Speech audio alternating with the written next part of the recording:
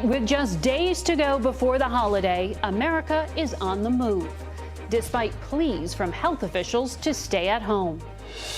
Airports packed with Thanksgiving travelers, plus nearly 84,000 Americans in the hospital tonight sick with COVID. The entire state of Pennsylvania may run out of ICU beds within the week. And look at these lines at food banks as America faces its worst food insecurity crisis since the Great Depression.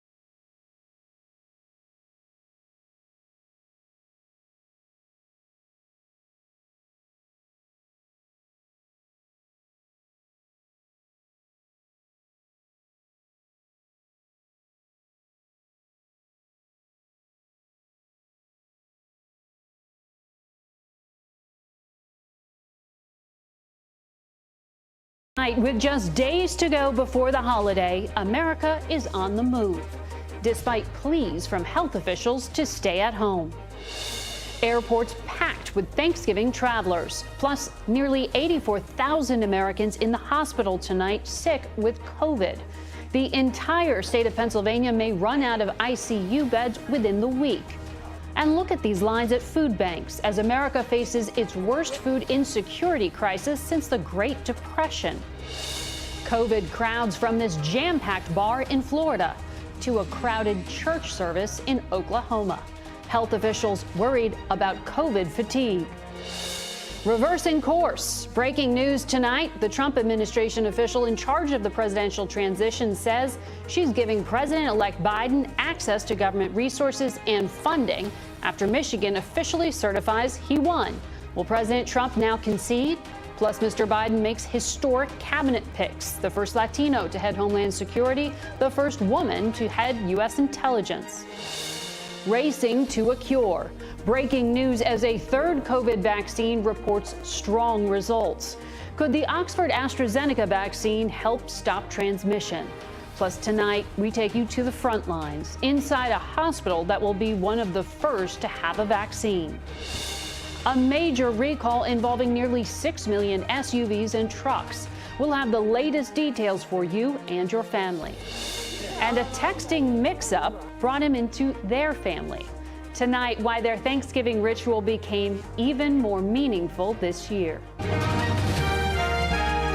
With just days to go before I'm at the request of the Trump campaign. It's scheduled to begin this Wednesday at 9 a.m.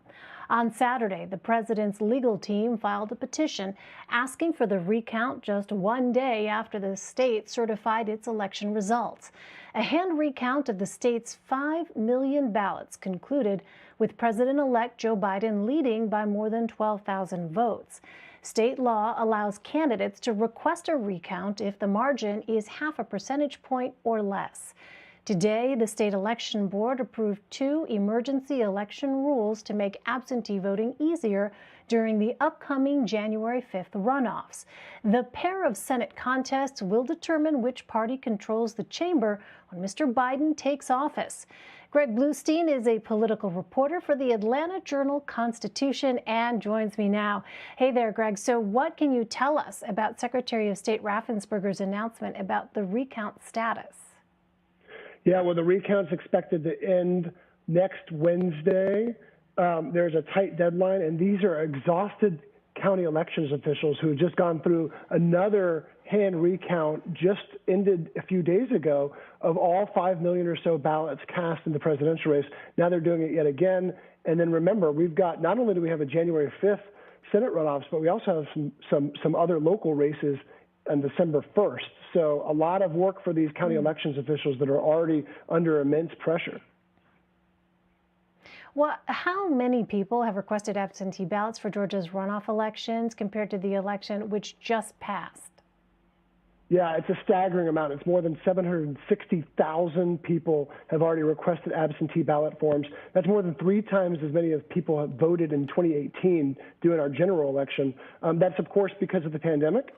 And it's also because of changing voter habits. You know, during the June primary in Georgia, we had a record number of Democratic voters cast ballots, and many of them by mail. And so it's an accepted practice now.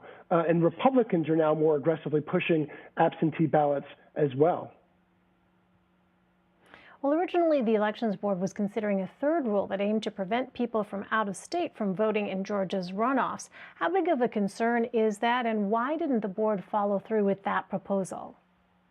Yeah, this has been a concern since Andrew Yang, the former presidential candidate, tweeted a few weeks ago that he was moving to Georgia and encouraging members of his Yang gang to follow him. He's since clarified that, saying he's moving to Georgia but doesn't plan to register to vote. But yet, Republicans kind of seized on that and said that there's going to be a tremendous number of outsiders moving in just to vote and then moving back to wherever they lived previously. We've got no evidence of that whatsoever. And in fact, party leaders are pushing people, supporters from outside the state, to stay where they are and to send resources, volunteer in other ways, not by moving here.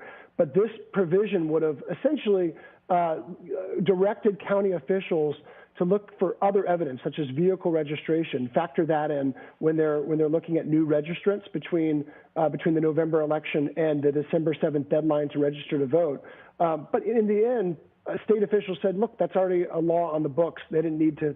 They felt it was redundant to add another rule. Interesting. Well, President Trump criticized Georgia's manual recount because it did not verify voters' signatures. Some Republicans, including Governor Brian Kemp, have called for a signature audit. Now, today, elections officials shot down that idea. Which ballots could the Trump campaign would the Trump campaign like to see disqualified? And why are elections officials unlikely to do that?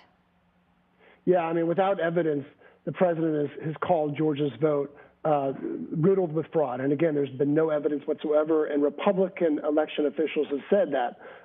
But what he wants is something that's impossible. He wants a signature verification that ties back the signatures to the ballots that were cast. And that is enshrined in Georgia law of secret ballots. So once elections officials tally those ballots, they're separated.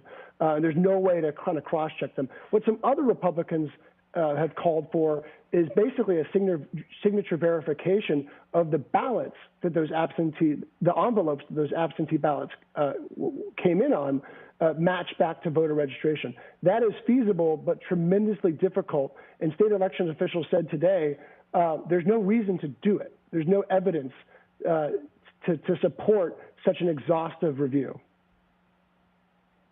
Well, in an interview with Newsmax on Saturday, a lawyer associated with President Trump, Sidney Powell, made a number of unfounded claims, including the accusation that Republican Congressman Doug Collins likely lost the special election to Kelly Loeffler in a rigged contest. Now, the Trump campaign is distancing itself from Powell.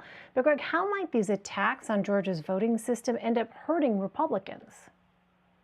Yeah, this is the fear that Republicans have had really since November 3rd, since it became clear that at least one of these races was certainly going into the runoff, is that President Trump's baseless accusations about voter fraud would end up depressing the Republican base here that both Senator David Perdue and Senator Kelly Loeffler rely upon in order to win these 2 Senate seats on January 5th.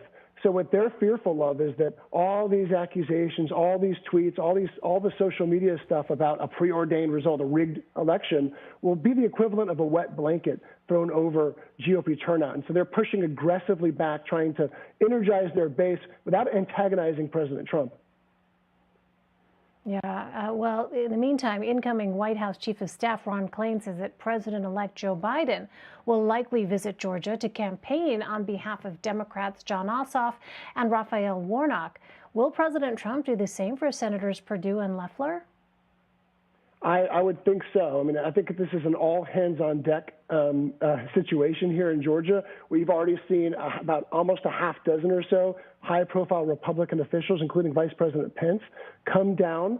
Georgia's really become Iowa. It's become a staging ground for 2024 potential candidates, and President Trump is one of them.